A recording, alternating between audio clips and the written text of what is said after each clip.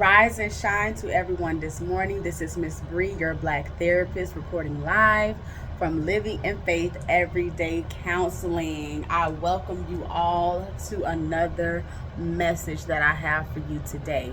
I am just a messenger. I do not get to pick and choose what you will do with the message, but hopefully you will allow this message to serve you well in your life and you will be able to benefit from it by at least obtaining some knowledge and self-awareness about yourself. So, today we are talking about memory. This message is going to be more informative than anything, and hopefully it gets you thinking about how you utilize your memory. Okay? Memories is something that we all have, whether they're good or bad. Now, the main point regarding your memory is how you're utilizing your memory. How are you drawing from your memory?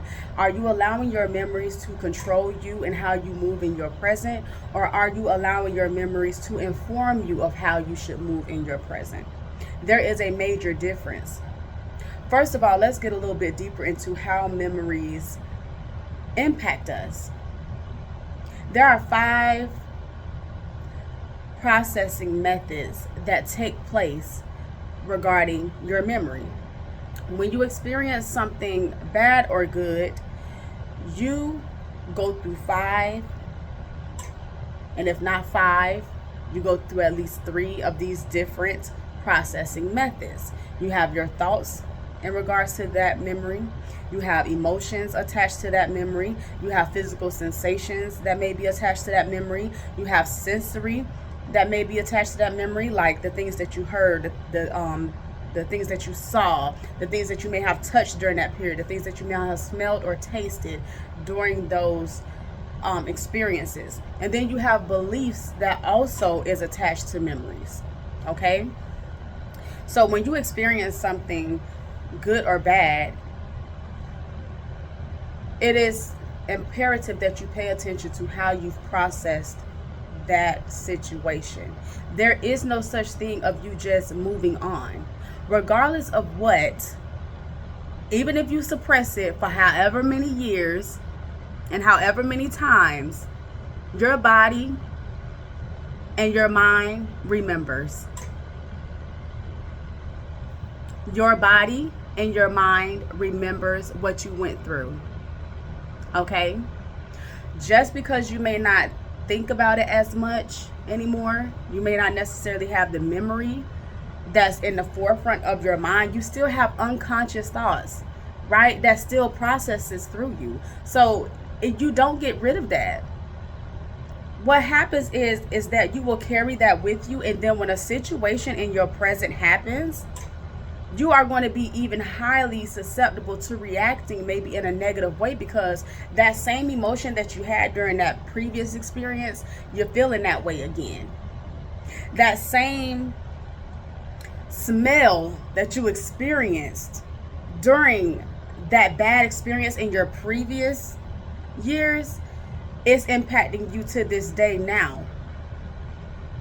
And you're having a reaction to it, but you don't necessarily know why, because you have tried to suppress the situation for so long that you may not have it in the forefront anymore to be able to say, you know what, it was this situation that happened, and that's why that is in connection to this situation, and that's why I am reacting in this manner. You haven't processed those things. So therefore, your reactions have been to avoid. And when you avoid something, you never know how to deal with it if it comes up again. Whether it be a smell, whether it be something that you touch, whether it be a thought, you don't know how to react to it. So you may be all over the place. You may respond in a manner that you don't even recognize.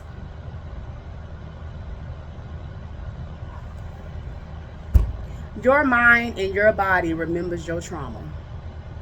Your mind and your body remembers the experiences that you had that you considered to be bad for you. I know we want to be, I guess we want to call it being independent and being in a place where we don't give a fuck, but you have to care. You have to care.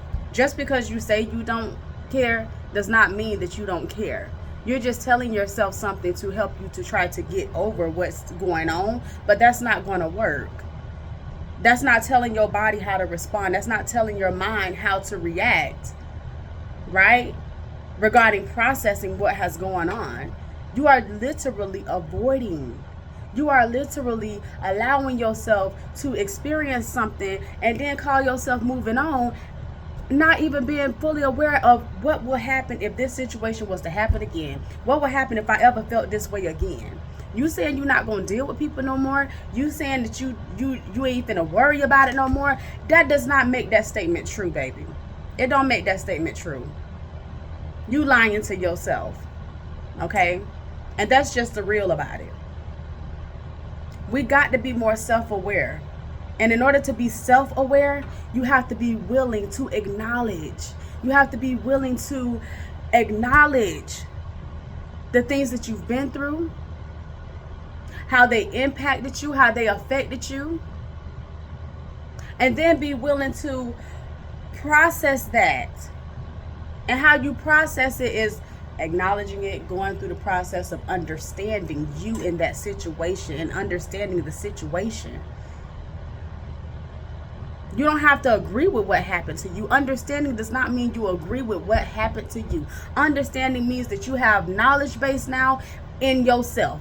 You are now aware of yourself. You are aware of your experiences, how you experience those experiences, and how the best ways, or not even how, but you have now come to an understanding of the best ways to help yourself to get through. Not to get over, but to get through it.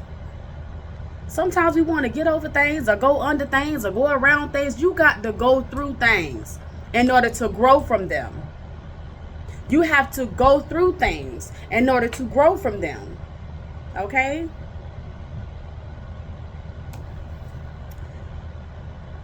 Again, your memory matters. And the question that I have for you is, are your memories controlling you or are they informing you?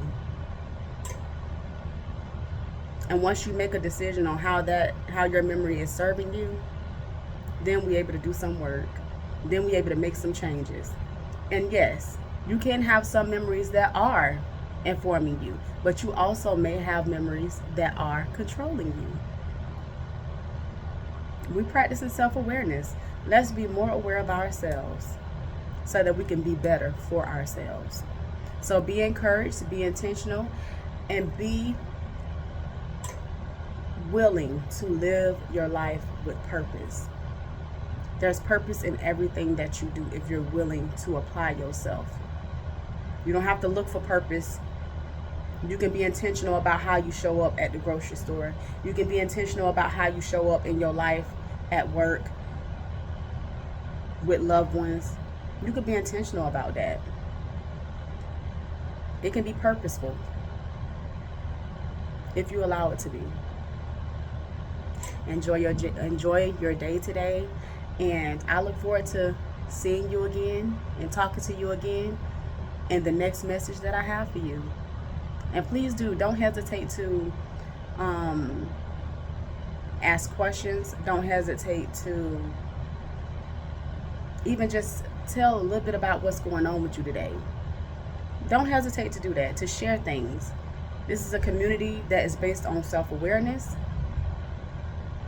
It's based on self-awareness. So let's be intentional about being aware of ourselves, because who you are matters, and you are important, and you deserve to acknowledge yourself at all times, even if nobody else does. So much love from Miss Bree. Enjoy your day today. Bye-bye.